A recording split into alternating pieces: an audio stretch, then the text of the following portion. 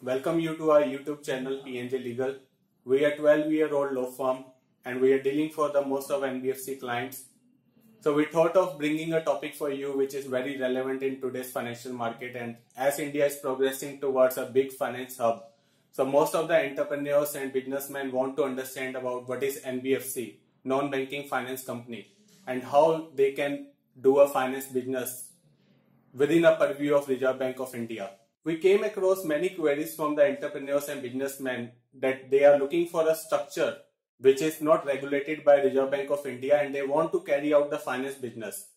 So we thought of bringing this topic to you, where we will bring a clarity that what are the structures in which you can do a non-finance business or a finance business, and whether you have to incorporate a non-banking finance company only or you can do in any other legal structure also. What is NBFC?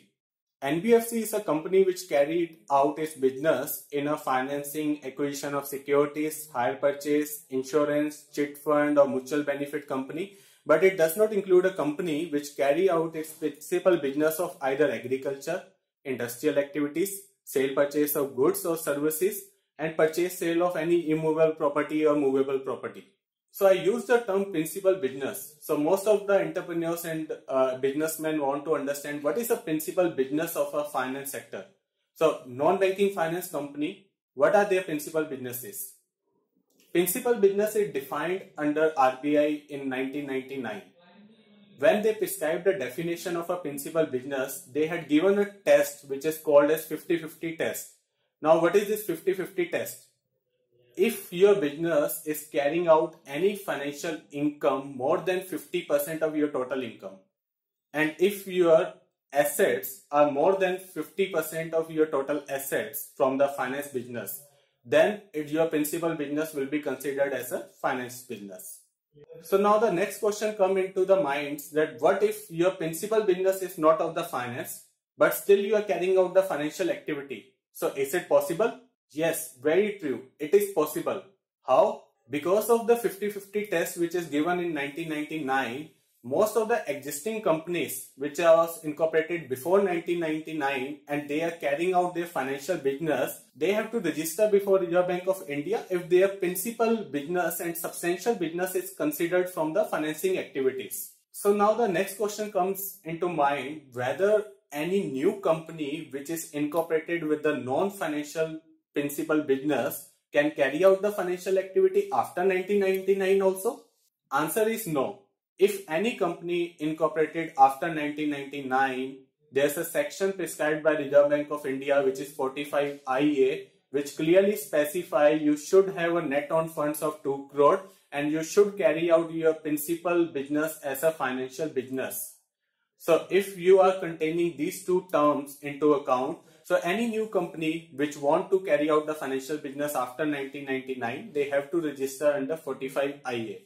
But those companies which were registered before 1999 and carry out the financial activity to the test of 50-50, you can still carry out the financial activity. So just to bring the clarity on the definition of net on funds, it is your capital plus free reserves, deduct your accumulated losses or miscellaneous expenditure, and deduct any investments or deposits which you have done in your associated group, more than 10%.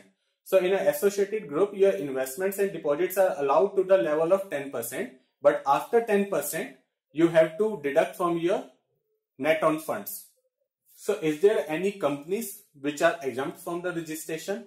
Yes, there are many companies which are exempt from the NBFC registration. Your securities company, either your stockbroker or NSE trading members or dealing in mutual funds or investments, you are exempted. If you are regulated under SEBI, Security Exchange Board of India, yes, you are exempted. If you are an NGO, non-governmental organization where you are just doing the activity on a non-profit basis, yes, you are exempted. If you are a chit fund company which is incorporated before 2000, yes, those chit fund companies are not operated by Reserve Bank of India. We are also providing deals for our entrepreneurs who want to acquire a existing running business. And most of the chit fund companies have been banned much before 2005. So we are advising our clients to acquire only the chit fund companies which were registered in Haryana, because in that Chit Fund Act is not applicable, and those which was incorporated before 2000. So at that time, you are fully allowed with all the winning lottery, your prize scheme, your MLM scheme, your investment scheme, your member scheme. And if you want to do any of such business, then you can do in a chit fund company which was incorporated before 2000 and which was incorporated in Haryana, because in Haryana, Chit Fund Act is not applicable. So what are the other structures in which you can carry out your any member scheme, deposit scheme, or any sort of winning lottery, or even thought of cryptocurrency? So once cryptocurrency being legal in India, what are the structures in which it will be allowed? It will be certainly be allowed in NGO. It will be allowed in credit cooperative society. It will be allowed in a chit fund company. It will be allowed in a producer-based companies. So those are the legal structures, or banks, which was regulated by Reserve Bank of India. So how you can carry out your any finance business or deposit business in credit cooperative society? Credit cooperative societies are not regulated by Reserve Bank of India, and those are regulated by the Central Register of Societies. And Central Register of Societies have prescribed their own rules, regulations and laws which they have to comply. So Reserve Bank of India regulations, they don't have to comply. And in a very press release and notices and circulars, Reserve Bank of India has already clarified that I am not regulating credit cooperative societies and chit fund companies. Coming back to the topic of NBFC registration, in order to apply for the registration, you have to state about your capital funds, your risk assets, your complete information on the management, your memorandum article, board resolution, accounts and business plan, your management background, that how they will contribute in the finance sector, what financial background they have, the track records, if you have any finance sector companies in your group, what is the track record of those group companies, credit rating from the bankers and from the financial institutions and third-party institutions. In order to apply for the fresh registration before Reserve Bank of India for NBFC, you have to take a credit rating from the institution, and mostly they prefer a B+ rating for the promoters and promoter business, which is very difficult to get in today's market, because most of the promoters are either not following their good accounting practices or not maintaining the complete records, or doing the property business, investment business in one or another name of their relatives and friends. So obviously their credibility and credit rating background will suffer out of those. We are the consultants which help you in taking a credit rating of your choice and your credibility, and which you can produce it to Reserve Bank of India for NBFC registration. You need to have a definitive business plan. You might need an auditor certificate also for your financial aspects. Whatever you have produced before Reserve Bank of India, that has to be certified by your auditor. Many of the businesses would thought about acquiring an existing NBFC company.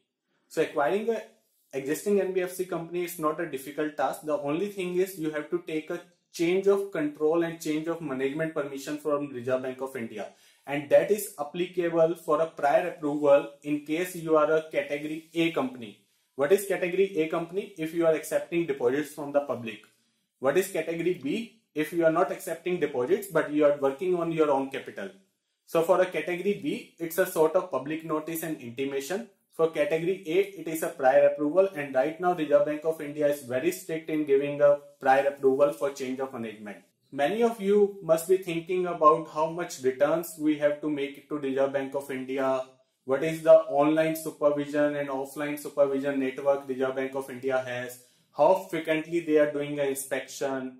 How frequently they are asking the promoters to come to their office and for an interview and to discuss about their business plan? Yes, they have a very strict licensing and very strict regulatory compliance framework. So it is not easy to operate and maintain. If you are thinking to operate and maintain an NBFC company, be ready to give the answers to Reserve Bank of India persons about your credibility, your business plan, where you are operating, how you are operating, what sort of loan agreements you are incorporating, how you are giving a finance, at what rate of interest you are giving finance, what is the security you are obtaining, how you are obtaining a background of your clients and customers. We also suggest existing NBFC companies to obtain a good corporate governance practices, because most of the finance sector companies are depend how much effective corporate governance they have within the system. And corporate governance is not only about the rotation of directors or rotation of auditors, it also affects your internal systems and operations of the department.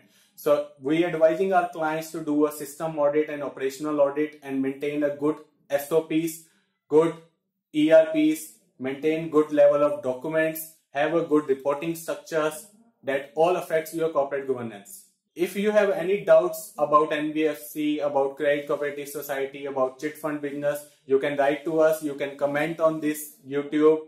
We will write to you, we will approach you in case you need any assistance. We are here to provide you legal services. Do subscribe our channel because we are bringing a lot of more legal topics in the future. Like we discussed today in this video, that what is 50-50 test, what will happen if you are incorporated before 1999, what will happen if you are incorporated after 1999. So these type of complex topics we will keep discussing in this video.